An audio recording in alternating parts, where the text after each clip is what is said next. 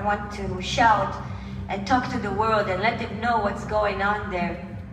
If I can help someone, if I can help the people who are still there, I want to.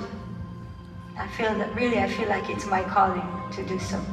Very long time before they speak out, if ever they speak out. We may never know the extent of the sexual violence because these women were silenced. So every one of us, women and men, must speak up for these women and say, we will bear your story, we will bear witness for you. You will not be forgotten, and what happened to you will be told.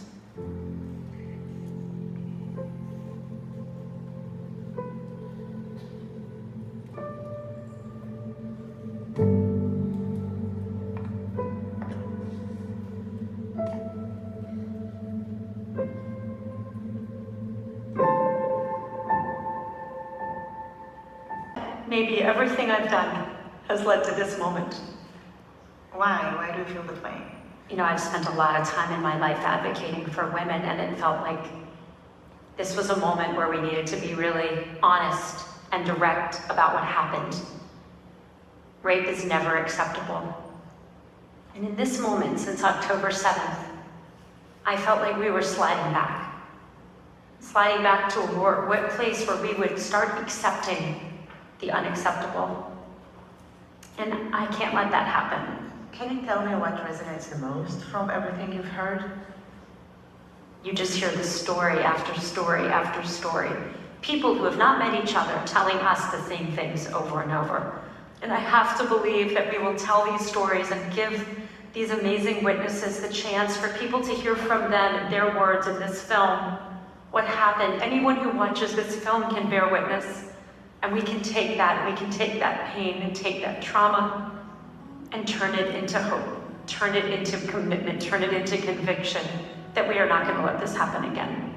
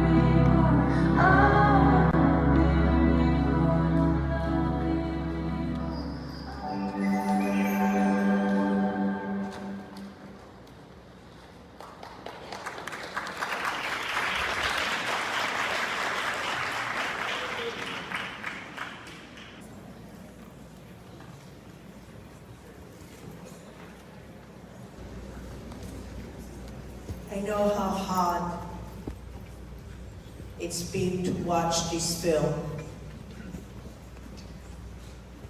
And I hope all of you are not leaving right now, because we are having a panel of people that have a lot to say about what you've just seen and the impact on this community, on the entire world, on Israel, and on Gaza, the Muslim world, and everyone. And most important, all women. With me now is an eyewitness. You saw him in the film.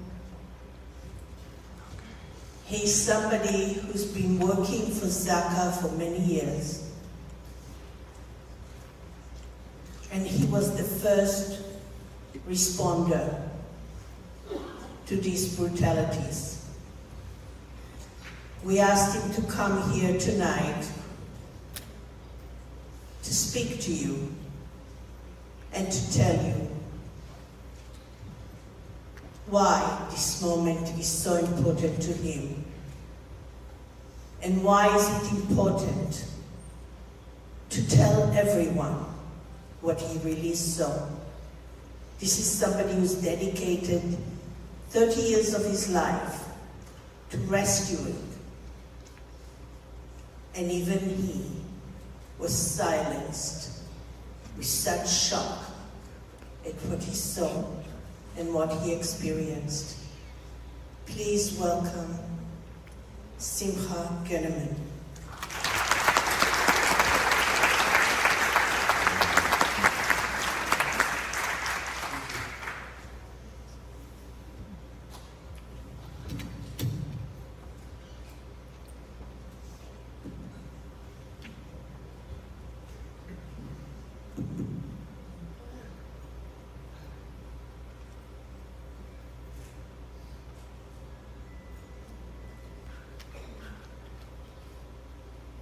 We saw this evening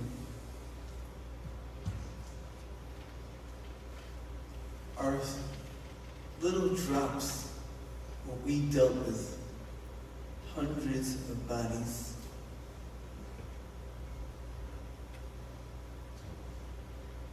Understanding what these women went through, moments of horrific situation, of minutes of life.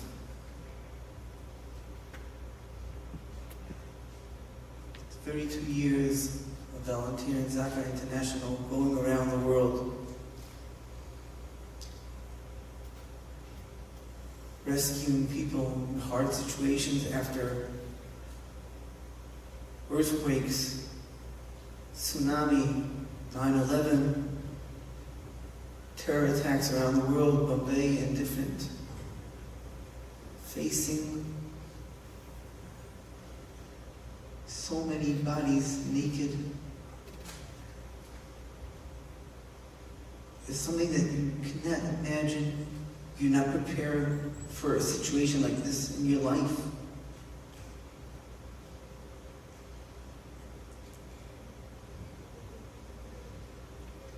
Dealing with the situation, seeing what they went through, working with my own hands, living the moments of their last seconds.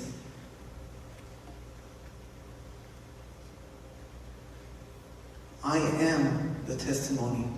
I am the alive testimony standing before you, before the world, speaking for them.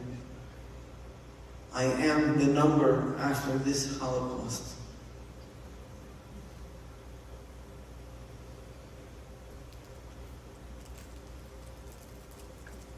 The purpose of this movie is not facing only tragedy that happened in Israel, but understanding what humanity is. All these people around the world that are suffering of abuses, sexual women of different places around the world. This is for sure something that has to stop. Does not mean, it doesn't make any difference of the culture of the person that we're facing or we're dealing with, but the understanding what humanity is. Every person is God's creation. Every human that lives in this world is God's creation. It does not make a difference your culture. It does not make a difference who you are.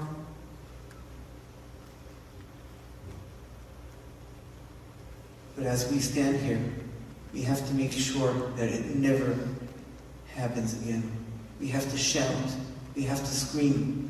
We have to do whatever is possible that it should never happen, ever, around the world. We have to understand that humanity is number one of life, of caring one for each other. And peace around the world will be peace in our houses, in our families, in our generation to come. Thank you.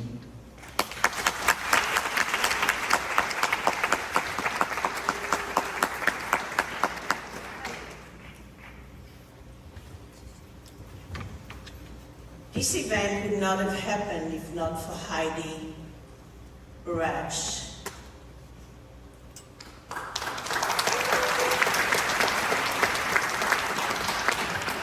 Heidi, I would like you to introduce every one of our panelists because you've done such a great job in helping make this happen. Please. Thank you, Daphna. Good evening, everyone. I'm Heidi Basch-Harod from Women's Voices Now. And the first panelist I'd like to introduce is Dr. Steven Zipperstein, Senior Scholar at the UCLA Center for Middle East Development. And he's also a visiting professor at Tel Aviv University Law School and a visiting lecturer at the Hertie School in Berlin. The next panelist I'd like to introduce is Dr. Caroline Heldman, Chair of the Gender, Women, and Sexuality Studies Department at Occidental College, and founder and CEO of Stand With Survivors. Caroline has led successful campaigns to abolish the time limit for prosecuting rape in California and passed legislation to eliminate NDAs that silence survivors. She has done incredible work in politics and gender justice and co-founded the End Rape on Campus and Faculty Against Rape organizations. The next speaker is Soraya Dean, founder of Muslim Women Speakers. She's an award-winning Muslim feminist lawyer, international activist, community organizer, and speaker. She visited Israel after the October 7th attacks and now speaks within the U.S. and internationally on topics of a homeland for Israel and the Jewish people, fights against anti-Semitism, and for the need to condemn Hamas. Our next speaker, Ahmed Fouad al-Khatib, is a Palestinian peace activist from Gaza. He's a U.S. citizen as well. He's a Middle East political analyst who writes extensively on Gaza's political and strategic affairs, and he's a non-resident senior fellow at the Atlantic Council and many other things. Our next panelist is Zainab Khan. She is the founder of the Muslim American Leadership Alliance, celebrating Muslim Americans' dynamic contributions through art and culture to America. And after October 7th, she became vocal on addressing anti-Semitism in the Muslim world and here in the United States. Our next panelist is Amina Ali, founder of the American Muslim and Multi-Faith Women's Empowerment Council, and which seeks to confront bigotry in all of its forms, celebrate cultural heritage, and build relationships with Americans of all faiths.